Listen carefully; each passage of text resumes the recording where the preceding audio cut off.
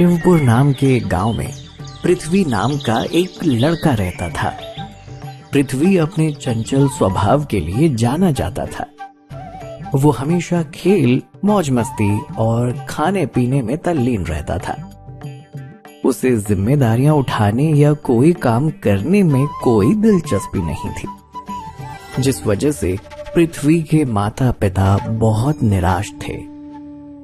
एक दिन पृथ्वी के पिता महेश जी ने अपने बेटे की इन सारी आदतों की वजह से निराश होकर उसे डांटने का फैसला लिया।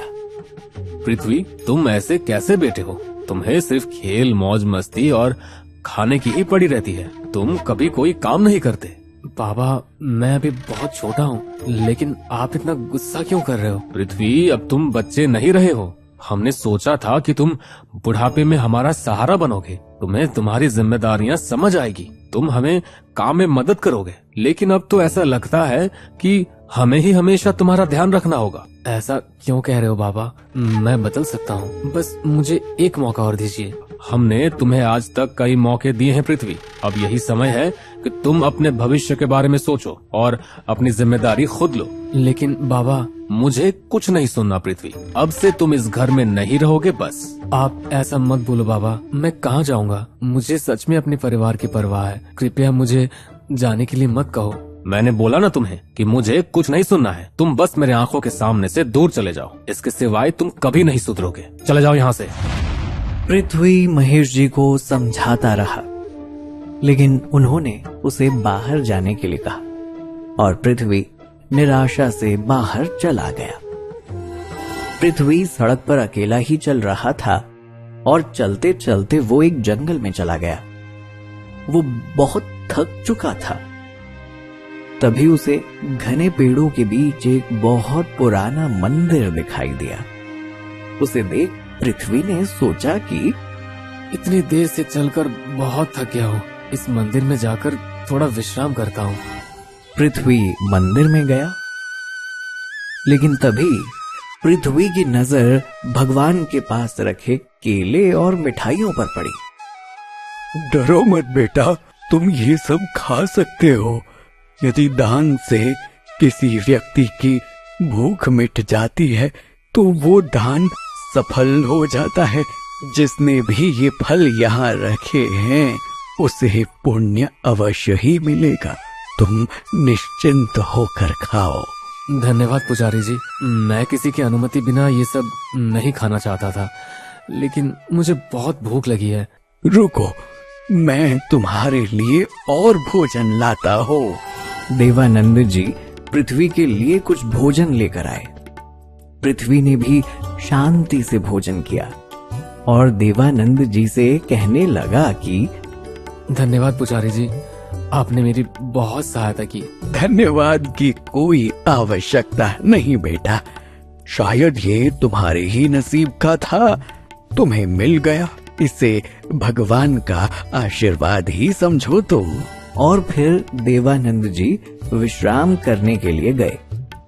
पृथ्वी खाने के बाद जोर से डकार लेते हुए वहीं फर्श पर सो गया।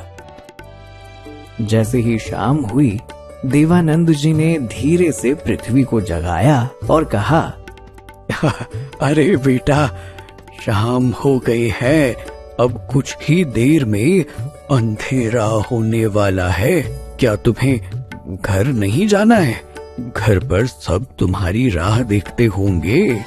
देवानंद जी के ऐसे पूछने पर पृथ्वी का मन भारी हो गया। अरे बेटा, क्या हुआ? तुम क्या सोच रहे हो?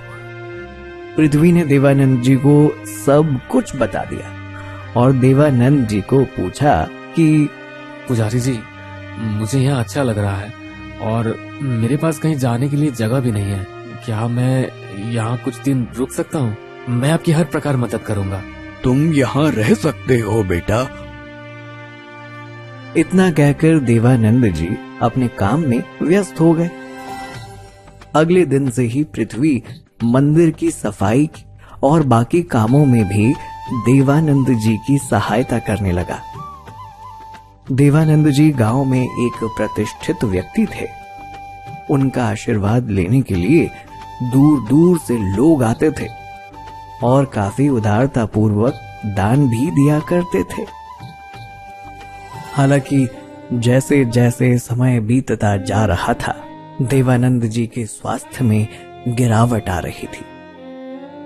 ये बात पृथ्वी के ध्यान में आ गई और उसने देवानंद जी से पूछा, पुजारी जी, आप बहुत बूढ़े और अस्वस्थ हो गए हैं। आप जैसे बड़े पुजारी से मिलने, आपका आशीर्वाद पाने और दक्षिणा देने के लिए तो दूर दूर से लोग इस घने जंगल में आते हैं और इसी वजह से तो हमारा जीवन चल रहा है। लेकिन आपके जाने के बाद यहाँ कोई भी नहीं आएगा और फिर मेरा क्या होगा? मैं अपने खाने पीने की व्यवस्था कैसे करूँगा?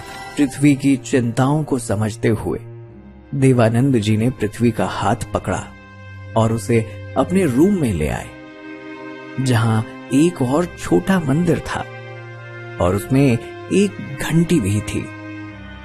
देवानंद जी ने पृथ्वी से कहा कि ये घंटा देख रहे हो बेटे, यदि मेरे जाने के बाद कभी तुम्हें पैसे की परेशानी हो तो आधी रात के बाद और सुबह होने से पहले सिर्फ एक बार ये घंटी बजा देना।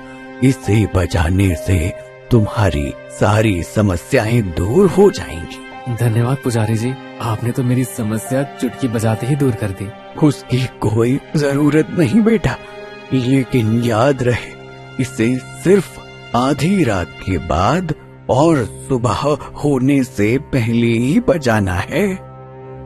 कुछ दिनों के बाद तबीयत अधिक खराब होने की वजह से देवानंद जी का निधन हो गया और पृथ्वी की चिंता सच हो गई। एक समय में जिस मंदिर में लोगों का आना जाना लगा रहता था, वहां अब कुछ कुछ लोग ही आते थे और धीरे धीरे तो उस मंदिर में लोगों का आना बंद ही हो गया। ये सब देख पृथ्वी अधिक चिंता में पड़ गया। उसे समझ नहीं आ रहा था कि वो अब अपनी व्यवस्था कैसे करेगा। अब मैं क्या करूंगा? पुजारी जी तो चल बसे। जब तक पुजारी जी जिंदा थे तब तो मंदिर में लोगों की भीड़ लगी रहती थी और आज तो इस मंदिर को कोई मुड़कर भी नहीं देखता। अब मैं अपनी जरूरतों को कैसे पूरा करूंगा? मैं खाना कहाँ से लाऊंगा? हे भगवान, मेरी मदद करो, मुझे कुछ तो मार्ग दिखाओ। सोच में डूबे पृथ्वी को अचानक से देवानंद जी के शब्द याद आ गए और वो तुरंत बाबा के बंद रूम में पहुंचा।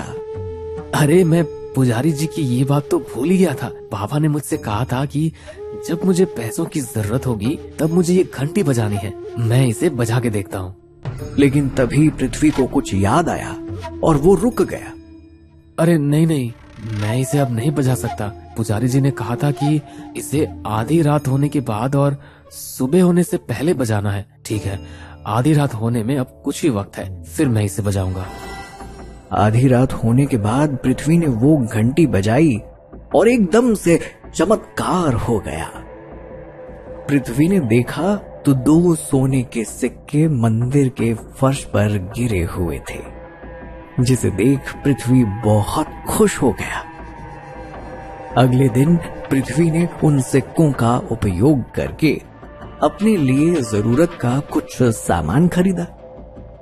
देवानंद जी की दी हुई घंटी की वजह से पृथ्वी के खाने पीने और बाकी जरूरतों की चिंता दूर हो गई। एक दिन पृथ्वी सुबह उठा और उसे मंदिर में हर तरफ कचरा फैला हुआ दिखाई दिया। तब वो सोचने लगा, अरे रे, कितना कचरा है ये। अब इसे मुझे ही साफ करना पड़ेगा क्या? लेकिन साफ करने का क्या फायदा? मंदिर में अब ना तो लोगों की भीड़ है और न ही कोई देखने वाला है। जाने दो, मैं ये सब काम नहीं करूंगा। अब तो मेरे पास पैसा भी है। पृथ्वी ने मंदिर की देखभाल करना, साफ सफाई करना बंद कर दिया था। मंदिर में हर जगह अब सिर्फ गंदगी का ही साम्राज्य था। एक दिन ऐसे ही पृथ्वी मंदिर के बाहर बैठा हुआ था। जब ये घंटी मेरे पास है तब तो मैं चुटकी बजाते ही अमीर हो जाऊंगा। मैं तो ऐसे ही चिंता कर रहा था। अब तो बस आधी रात हो जाए, फिर तो मेरे पास पैसा ही पैसा होगा। पृथ्वी ने अधीर होकर आधी रात का इंतजार किया उसकी आंखें उस घंटी पर ही टिकी थी। जैसे ही आधी रात हुई, पृथ्वी घंटी की ओर दौड़ा और अपनी पूरी ताकत से उसे जोर जोर से बजाने लगा। धीरे धीरे मंदिर के फर्श पर सोने के सिक्कों का ढेर जमा होने लगा। घंटी बजा बजा कर पृथ्वी थक गया था, लेकिन थकान के बावजूद भी अमीर होने के लालच में पृथ्वी घंटी बजाते ही जा रहा था। कुछ देर में सुबह हो गई और मंदिर की घंटी और सोने के सिक्कों का ढेर एकदम से गायब हो गया। पृथ्वी एकदम से डर गया। वो घंटी और सिक्के इधर उधर ढूंढने लगा, लेकिन उसे वो कभी नहीं मिले। तभी पृथ्वी को अचानक से कुछ एहसास हुआ। अरे नहीं, ये मैंने क्या किया है? मैं पुजारी जी की बात भूल गया। मैंने सुबह होने के बाद भी ये घंटी बजाई और अब सब कुछ खत्म हो गया है। मैंने अपनी अधिक की इच्छा की वजह से सब कुछ खो दिया है। हे भगवान, अब मैं क्या करूं? मैंने बहुत ही गलत किया। तो दोस्तों, इस कहानी से हमें ये संदेश मिलता है, जब हम जरूरत से ज्यादा की चाह रखते हैं तो जो कुछ भी हमारे भाग्य में पहले से होता है, हम उसे भी खो बैठते हैं। व्यक्ति को जीवन में जो हासिल हुआ है उससे संतुष्ट रहना चाहिए और अपनी मेहनत और समर्पण से काम करते रहना चाहिए।